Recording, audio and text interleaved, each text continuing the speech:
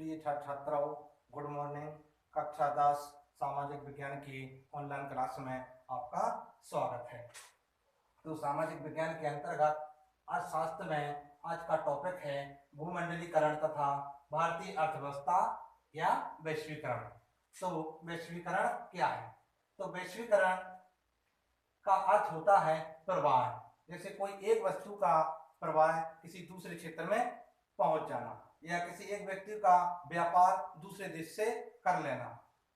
जैसे अभी हमने बताया था कि विश्व के एक हिस्से से व्यक्ति के विचारों का आदान प्रदान, एक देश से दूसरे देशों में पहुंच जाना, वस्तुओं का पहुंच जाना, बेहतर आजीविका की तलाश में एक व्यक्ति अपने दूसरे देश में पहुंच जाते हैं तो ये क्या होता है? प्रवाह होता है। यानी एक देश से दूसरे देश में कोई ना कोई वस्तुओं का आदान प्रदान हो जाता है, अपनी संस्कृति का प्रवाह हो जाता है, तो इसे क्या कहते हैं? वैश्वीकरण। लेकिन हम ऐसे भी लिख सकते हैं कि विभिन्न देशों के मध्य परस्पर संबंध और तीव्र एकीकरण की प्रक्रिया ही वैश्वीकरण है। तो विभिन्न, हम चाहे वो विश्व व्यापार हो चाहे अंतरराष्ट्रीय स्तर हो, अंतरराष्ट्रीय देशों के मध्य परस्पर संबंध, हमारे एक देश से दूसरे देशों में आपसे जो संबंध बन जाए और उनकी तीव्र एकीकरण की प्रक्रिया हो जाए। यानी हम सब दो जो विभिन्न हैं तो उन सब विभिन्नता में यानी एकता के रूप में सबको बांध देना ही क्या है?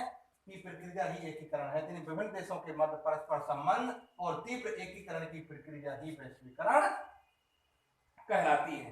तो विभिन्न देशों के मध्य परस्पर संबंध और तीव्र एकीकरण की प्रक्रिया के साथ साथ वैश्वीकरण प्रक्रिया के अंतर्गत विभिन्न राष्ट्रों की अर्थव्यवस्था एक हो जाती हैं। जब हमारा भारत देश का कोई व्यक्ति किसी विश्व में जाए, कोई व्यापार करने के लिए जाए, तो हमारे भारत देश की जो मुद्रा है उस मुद्रा का आदान प्रदान होता रहता है। तो इसलिए वैश्वीकरण की प्रक्रिया के अंतर्गत अर्थव्यवस्था एक हो जाती है।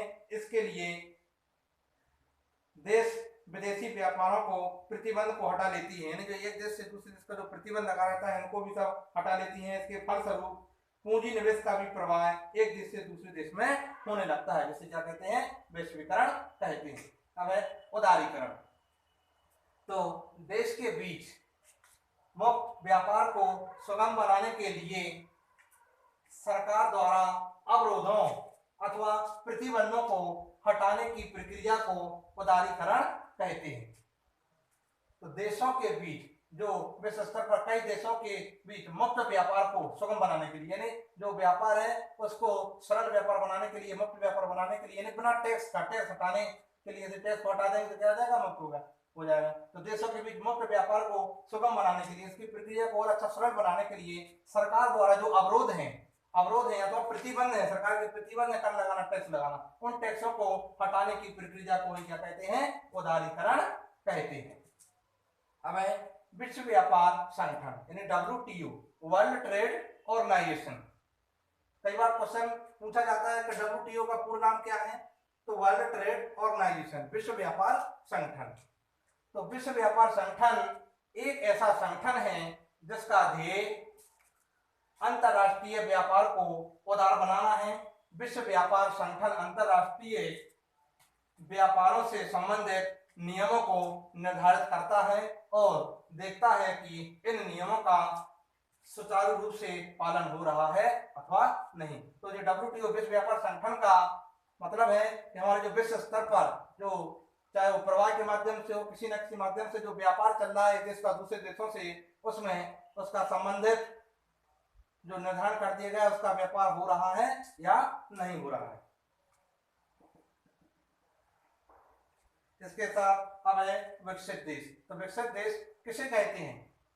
तो विकसित देश ऐसे देश जो देश अपने स्वयं अपने आजीविका चलाने के लिए संपूर्ण रूप से खुद उत्तरदायित्व, उन्हें किसी दूसरे की जरूरत नहीं है। वो सारा अपना आजीविका चलाने के लिए उन्हें जो जो वस्तुओं की आवश्यकता है उन सब का निर्माण वो स्वयं कर लेता है, उसके पास पर्याप्त मात्रा में सामग्री है। तो ऐसे देश जो अपने देश की आजीविका चलाने के लिए स्वयं पूर्ण रूप से स्वयं पर ही निर्भर है, किसी दूसरे पर आश्रित नहीं है, ऐसे देशों को विकसित देश कहा जाता है। जैसे अमेरिका, ब्रिटेन, जापान, फ्रांस, रूस आदि देश।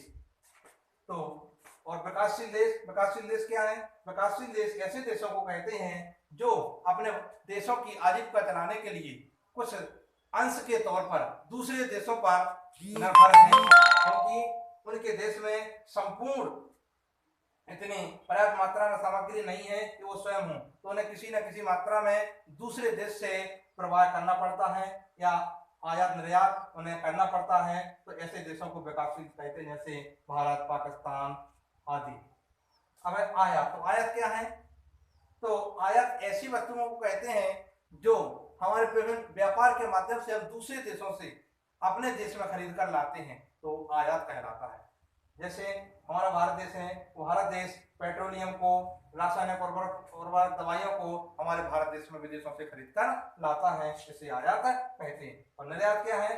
निर्यात हमारे भारत देश में जो पर्याप्त मात्रा में खेती के माध्यम से उनकी पैदावार होती है, तो जैसे जूट, चाय, कॉफी आदि इन वस्तुओं की हमारे भारत देश से निर्यात की जाती है। इसके बाद व्यापार अवरोधक क्या है? तो आयात पर कर व्यापार अवरोधक कहलाता है। यानी आयात है जो हमारे भारत देश में, जो बताया आयात क्या है, तो आयात क्या है? हमारे भारत देश में विभिन्न दूसरे देशों के माध्यम से हमारे देश में जो खरीद कर लाया जाता है वो क्या कहलाता है? आयात कहलाता है। तो हमने बताया कि आयात पर जो कर व्यापार है, जो टैक्स है, उस टैक्स को क्या कहते हैं? अवरोधक कहते हैं। तो व्यापार अवरोधक क्या है? तो आयात पर कर व्यापार अवरोधक कहलाता है। यह विदेशी आयातों पर कुछ प्रतिबंध आरोपित करता है जिनका उद्देश्य घरेलू उत्पादों को संरक्षण प्रदान करना होता है। अब विश्व व्यापार संगठन, अभी हमने बताया था कि विश्व व्यापार संगठन क्या है। अब विदेशी व्यापार से आप क्या समझते हैं?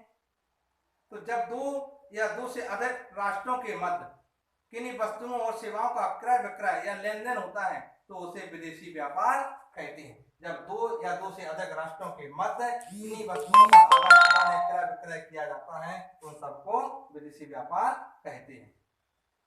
धन्यवाद।